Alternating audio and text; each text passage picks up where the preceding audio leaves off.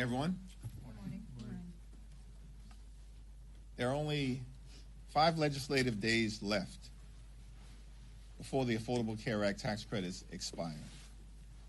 And we have yet to see a Republican plan to prevent tens of millions of Americans from experiencing dramatically increased premiums, copays, and deductibles. We know that premium increases, in some cases, will be $1,000 or $2,000 per month. This is going to make health care unaffordable for millions of working class Americans, middle class Americans, and everyday Americans. And yet Republicans are continuing to bury their heads in the sand, completely and totally uninterested in finding common ground to make life better for the American people, in this instance, by extending the Affordable Care Act tax credits.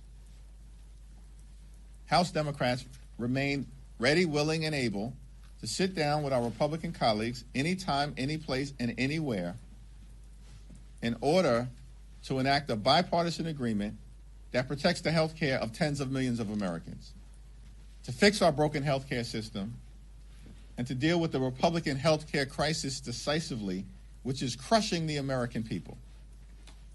But Republicans continue to pursue a my way or the highway approach, which has gotten them nowhere this year, and it's consistently hurt the American people. All across the country, we are seeing Republican extremism being rejected, most recently in the city of Miami, a city that is more than 70% Latino, in a county, Miami-Dade, that Donald Trump just won in 2024. And a year later, a Democrat was elected as mayor of Miami for the first time in nearly 3 decades by 20 points. And yet Republicans continue to ignore the reality that is unfolding all across the country. The American people are rejecting your extremism and embracing our focus on driving down the high cost of living, dealing with the affordability crisis, which is real, it's not a hoax, and fixing our broken health care system. And at this point, all we need are 4 Republicans in the House. There are 220 of you. All we need are 4 Republicans to partner with us. Let's find a path forward, and we can extend the Affordable Care Act tax credits. Questions? Mr. Leader. Good morning, thank you. Democrats obviously pushed for the extension of these subsidies during the shutdown. You had a group of Democrats in the Senate who said, give us a vote on health care, we'll reopen the government. Still no solution. Were all of those tactics working? Donald Trump and Republicans control the House, the Senate, and the presidency. They made the decision to shut the government down because they rather shut the government down than extend the Affordable Care Act tax credits. That's not simply my perspective. That's the perspective of the American people, who consistently have held Republicans responsible correctly for the government shutdown. So that's not a question for me to answer. That's a question for Republicans to answer. Why did they shut the government down? We've raised the issue of the Affordable Care Act tax credits, and by the way, the overwhelming majority of the American people are with us. That's not just Democrats and independents. Overwhelmingly, that's a majority of Republicans who believe that the Affordable Care Act tax credits should be extended. 5 legislative days left before tens of millions of people experience dramatically increased health care premiums. Why have we still not seen a plan from Mike Johnson? He's been promising a health care plan for months. It's missing because their plan is to rip health care away from the American people. Leader Jeffries. There's talk of allowing a floor vote on this Fitzpatrick-Swazi Golden plan. Does that potentially give you guys an opening to get this done this year? Is there any hope here from that? We're all hands on deck to extend the Affordable Care Act tax credits, but Mike Johnson hasn't reached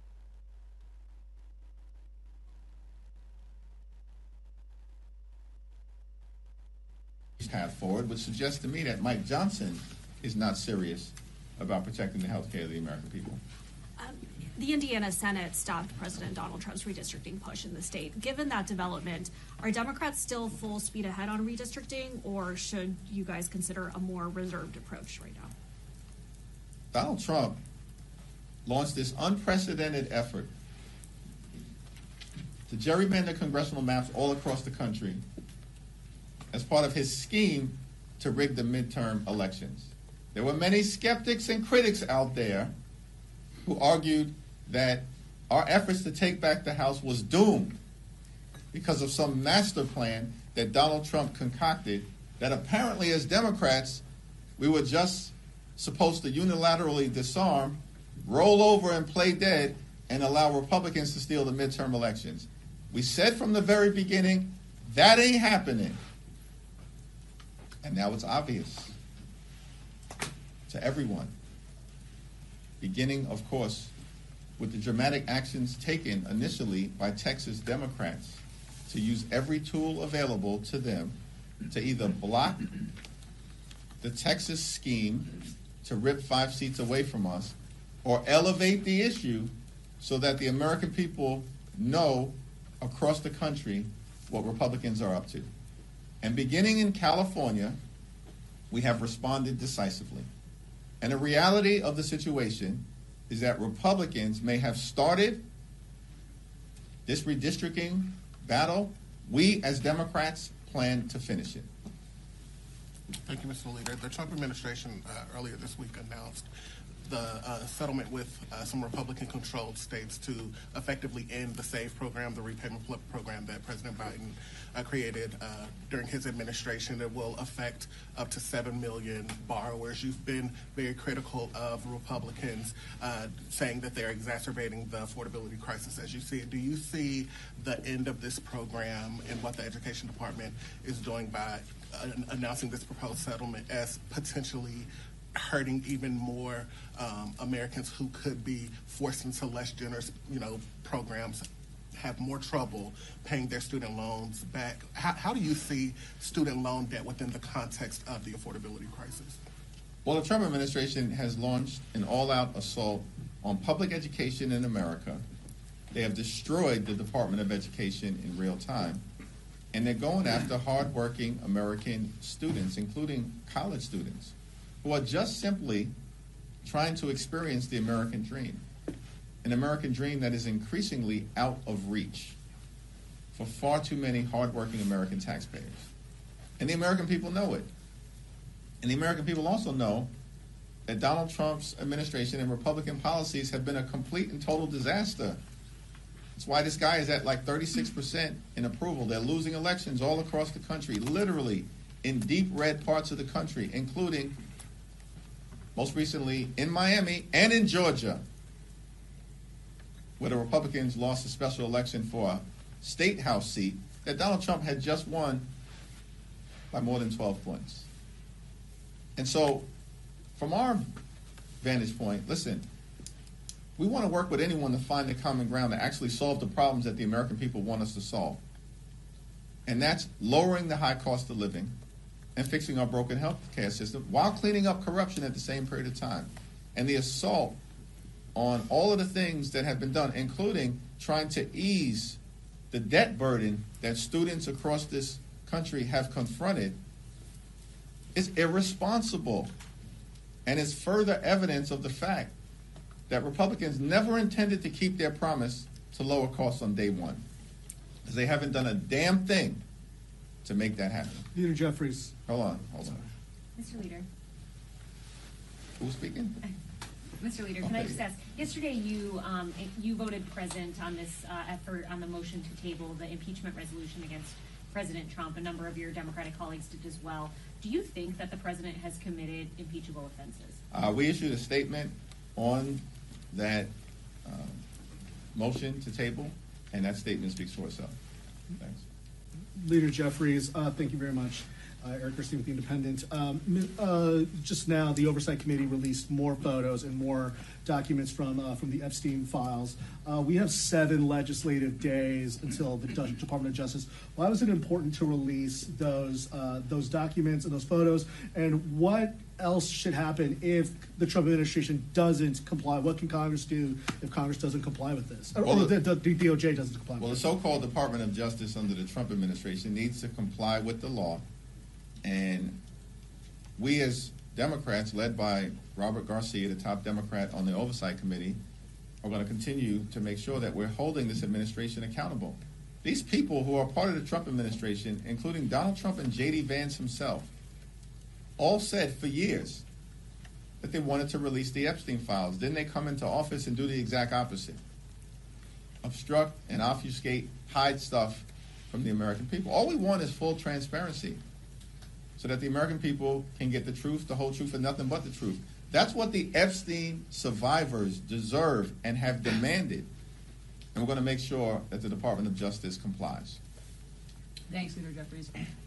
You say that at least 4 Republicans are needed to cross the aisle to get health care done. Well, there are nearly a dozen Republicans who have signed on to the discharge petition for both the Fitzpatrick bill and for the Gottheimer bill. Why not endorse one of them or both of them and encourage your members to sign on as well to get the ball rolling in that respect? We're actively reviewing those 2 discharge petitions, and we'll have more to say about it early next week.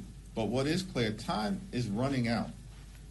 Where were these Republican ideas over the last several months? You know what? They were so busy shutting the government down. Donald Trump's busy playing golf. They could find $40 billion to bail out their right-wing dictator friend in Argentina. They're pardoning people like George Santos and Rudolph Giuliani. And they're running around trying to promote their one big ugly bill, which enacted the largest cut to Medicaid in American history. That's what got the ball rolling on the Republican health care crisis. And as a result, hospitals, nursing homes, and community-based health centers are closing all across the country, including in rural America. They ripped food assistance out of the mouths of hungry children, veterans, and seniors, and they did all of that with great urgency so they could reward their billionaire donors with massive tax breaks. And they made those tax breaks permanent. And now at the 11th hour, they're scrambling. It still remains the case that the most direct path forward is a straightforward extension of the Affordable Care Act tax credits. And there's one discharge petition that does that. And it has 214 signatures. And all we need are 4 Republicans to join us. Just to follow up on that, though, I understand that your ideal path is a clean extension, but Republicans have made clear that they will not go for a clean extension. So would you be willing to settle for something that's not a clean extension in the name of saving these subsidies? We're going to evaluate every single good faith proposal, but it has to meaningfully provide certainty to the American people who are at risk of having their health care ripped away from them. These Republicans made those massive tax breaks for their billionaire donors permanent. And we've said from the very beginning, we just want to make sure that everyday Americans, middle-class Americans, working-class Americans have a similar level of certainty. That's not too much to ask for in the wealthiest country in the history of the world. Thank you, Leader Jeffries. Yesterday, President Trump signed the executive order on artificial intelligence seeking to block the states from regulating the AI. Specifically, and I want to ask you about specifics in this EO, it directs DOJ to create a litigation task force and challenge any state that they view doesn't comply with whatever the national standard is. It also gives powers to Secretary of Commerce to impose restrictions on state funding and also aims to regulate truthful output. So my questions to you, I have several. First, what is your position on the EO?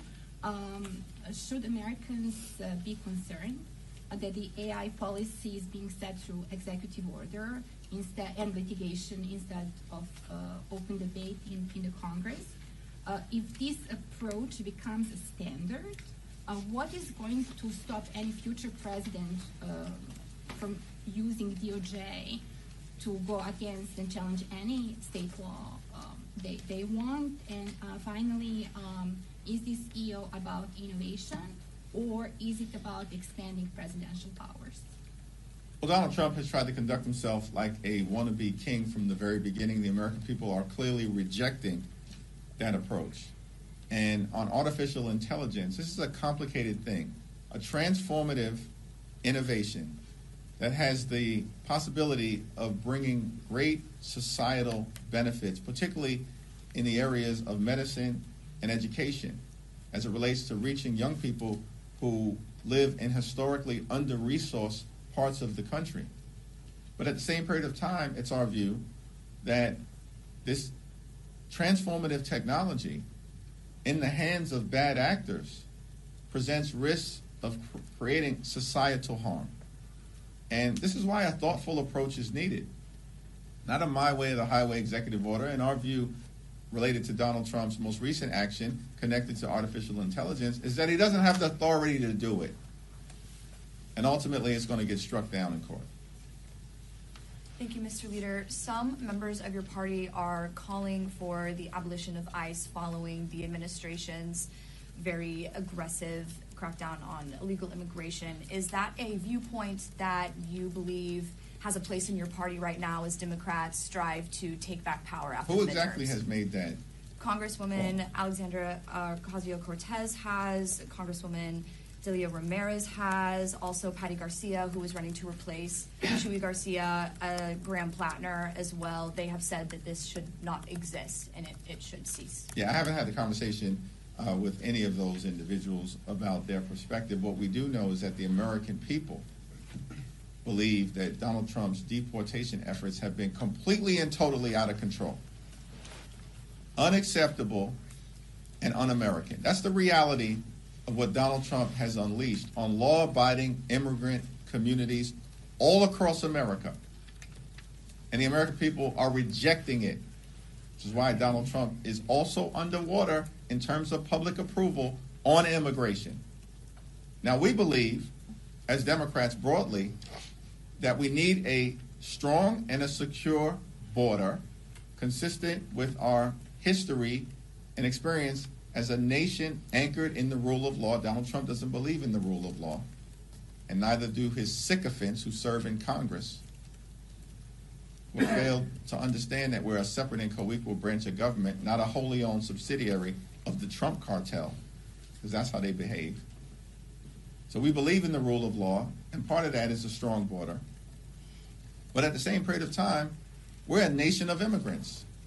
And so we're going to continue to defend dreamers, defend farm workers, defend farm country, defend law-abiding immigrant families and communities across the country who are part of the ingredient of American exceptionalism. That's our position. And we do have a broken immigration system. Everybody thoughtful who's taken a look at it understands that. But the way to solve it is not a my way or the highway approach, and it certainly is not the Trump deportation machine. He promised that he was going to target violent felons. No one would have any issues with that. He's not deporting violent felons. He's deporting law-abiding immigrants, veterans who served this country, children who are actually American citizens, grandmothers and grandfathers, gardeners, and communities across the country are rejecting it. Mr. Leader, as sort of a follow-up to that question, today Congressman Abe Hamadeh is inviting families who've had family members killed by undocumented immigrants to the Capitol. Who is that? Abe Hamadeh of Arizona. Okay. And I want to ask about 2026 and how you're encouraging border state Democrats to respond to messaging such as this, because it was a big issue in 2024, and it appears that some Republicans are ready to message on it in 26. We'll let border state Democrats speak for themselves, and I've got great confidence in them. I think I just articulated our view on immigration generally, and that, I believe, is a position that's broadly held by Democrats all across the country. Listen, Republicans are desperate to try to find a path out of the electoral disaster that they're experiencing right now. This year has been a complete and total failure for the American people. And Republicans are on the run. The reason why this whole gerrymandering scheme was launched is because Republicans know that if a free and fair election were held, they're done in the House of Representatives. It was always a myth and a fantasy that some big mandate was attached to what happened in November of 2024 that we never bought into. Why? Because we were only 3 seats short. This is the closest majority that any party has had since the Great Depression, and it's all now falling apart. And everybody sees it. And they can't project this fake strength to the American people anymore because they failed the American people on the economy, on health care, and the extremism that has been unleashed on the American people is completely and totally unacceptable. So our view generally, as Democrats, we're going to solve problems for everyday Americans because we believe in this great country of ours. You work hard, you play by the rules, you should be able to live the good life. An affordable life, a comfortable life. Good paying job, good housing, good health care, good education for your children, and a good retirement. Which means to my Republican colleagues, keep your extreme hands off of Social Security and Medicare at all times. And far too many people in this country, wealthiest country in the history of the world, are struggling to live paycheck to paycheck because there is an affordability crisis. It's not a scam. It's not a hoax. It's a crisis. And Democrats are committed to doing something about it. Republicans continue to bury their heads in the sand. Thank you. Thank you.